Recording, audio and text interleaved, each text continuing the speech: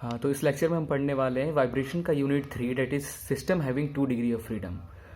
तो पार्ट 7 में हम पढ़ेंगे व्हिर्लिंग ऑफ शाफ्ट। ओके, तो व्हिर्लिंग ऑफ शाफ्ट जिसे हम क्रिटिकल स्पीड भी बोलते हैं। तो ये हमारा थर्ड यूनिट का लास्ट टॉपिक है, मीन्स बोले तो थर्ड यूनिट का सेकेंड पार्ट है। तो ओवरऑल 3 लेक्चर मैं इसका बनाऊंगा और ये हमारा यूनिट 3 खत्म हो जाएगा। ठीक है, तो चलिए स्टार्ट करते हैं टाइम वेस्ट ना करते हुए।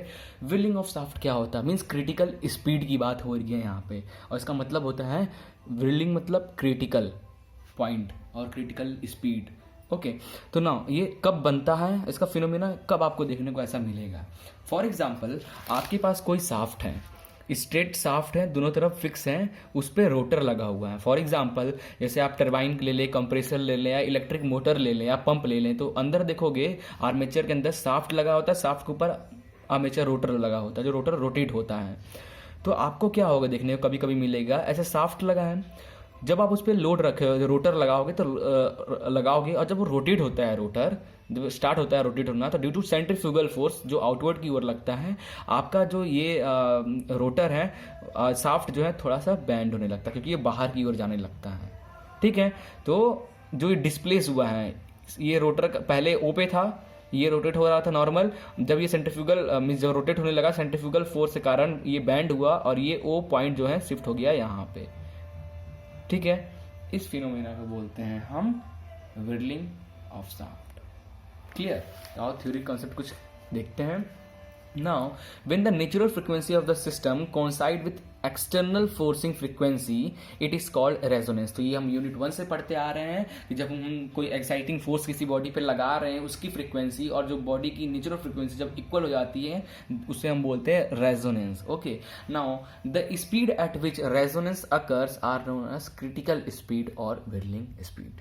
क्लियर? वो स्पीड जब आपको रेजोनेंस पॉइंट देखने को मिलता है, दैट्स कॉल्ड क्रिटिकल स्पीड और the whirling speed. Okay, now at this speed the amplitude of vibration of rotor is excessively large and the large amount of force is transmitted to the foundation or bearings. ठीक है, so in the region of critical speed, means at a point of critical speed the system may fail. Okay, therefore it is very important to find the natural frequency of the shaft to avoid the occurrence of critical speed. तो आपको बहुत जरूरी होता है कि आप अपने shaft की नेचुरल फ्रीक्वेंसी कैलकुलेट कर सके, ताकि आप क्रिटिकल स्पीड ये वाले टर्म को आप अवॉइड कर सकें, व्हिर्लिंग जो पॉइंट है उसको अवॉइड कर सकें, वाइब्रेशन कम को मैक्सिमम लार्ज वाइब्रेशन को अवॉइड कर सकें। क्लियर? सो ये कहाँ होता है? Turbine, compressor, electric motor and pump usually incorporate a heavy rotor mounted on the light flexible shaft that is supported in bearing. Okay.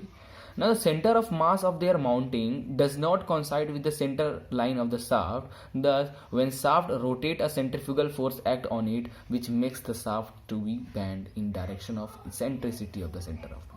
Okay, तो इस जो सेंटर लाइन है शाफ्ट का, उस पे ना होके वो शाफ्ट बेंड हो जाता है और उससे थोड़ी दूर पे रोट होने लगता है due to centrifugal force, outward force के कारण। तो ये जो डिस्टेंस है from this point to from this point is called eccentricity और eccentric of that shaft. Clear? तो ये था हमारा व्हिर्लिंग ऑफ शाफ्ट। आइए इसको हम इसकी फ्रीक्वेंसी एम्पलीट्यूड कैलकुलेट करते हैं। ठीक है, इस सिस्टम का। तो let us consider a shaft rotating horizontally in bearing A और bearing B. This is rotor. Okay, this is point O when the shaft is straight.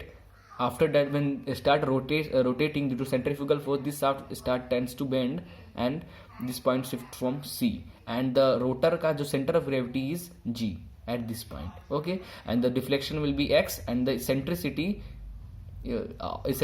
means हमारा जो center है रोटर का, उससे सेंटर से आपकी सीजी क्या है उस रोटर की, वहाँ के डिस्टेंस को बोलते हैं E, eccentricity. Clear? Now let us assume shaft being of negligible weight. Okay, shaft को हम मान रहे हैं negligible weight, carries a rotating disc of weight W. Rotating disc जिसका वेट है W. Okay, where KT is the stiffness of shaft. Clear? E is the eccentricity of disc from CG. X is the lateral deflection of shaft from O. This X is the lateral displacement of shaft from O. Okay. Omega, uniform angular velocity. This velocity omega, this is omega से ये rotate हो रहा है. Clear. Omega C is the critical speed of the shaft.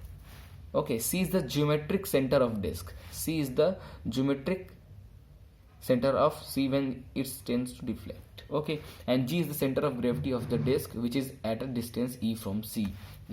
G is the CG of this rotor, which is distance E from C point. This is called eccentricity or eccentric distance. Okay, now consider the equilibrium of disk. Two forces are acting on it. Now आपको जब calculation करना है तो आप consider कर लो कि आपका जो सिस्टम है वो इक्विलिब्रियम है.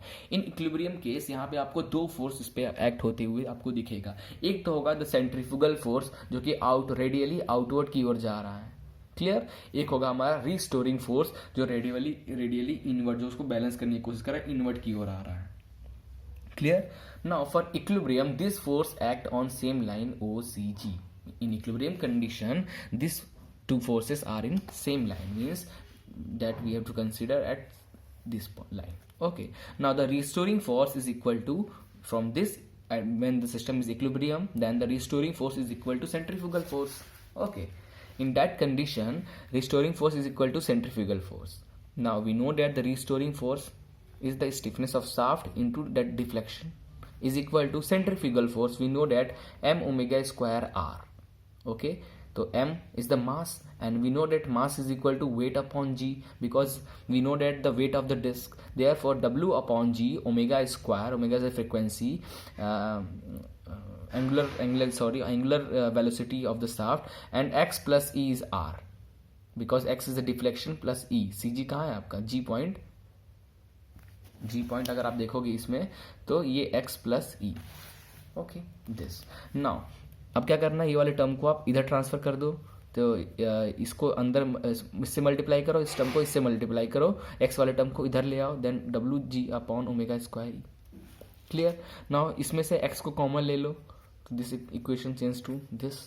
ओके, नाउ एक्स और ई अलग अलग है, तो X upon E which is equal to W upon G omega square upon K T stiffness of shaft minus W upon G omega square.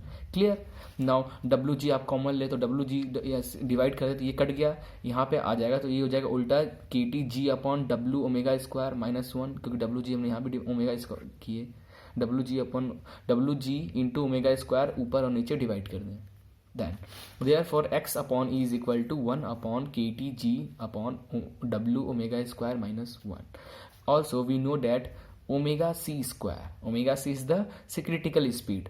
Omega c square is equal to kt g upon w, which is equal to g upon del, where del is the static deflection, because kt upon w is the del.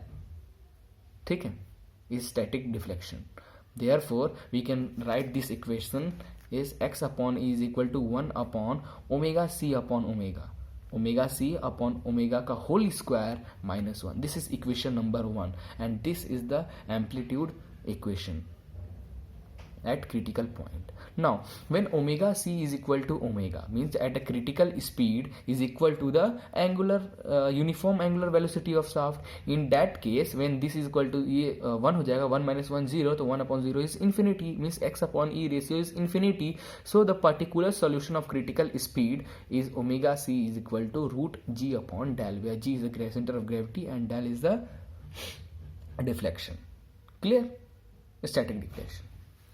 That's all. Now अगर also we know that omega c natural frequency is equal to 2 pi fc frequency, ठीक है, which is equal to root g upon del, because omega c is equal to root g upon del. Therefore fc is equal to 1 upon 2 pi root g upon del in terms of hertz.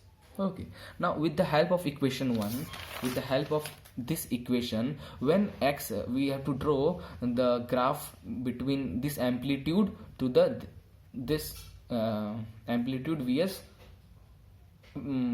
speed ratio. Okay, amplitude upon speed ratio. Now when omega is equal to omega c, the amplitude ratio become infinity. हमने अभी देखा omega upon omega C जब होगा, in that case x upon e क्या हो जाएगा, infinity. So this will be infinity. Okay, and this also will be infinity.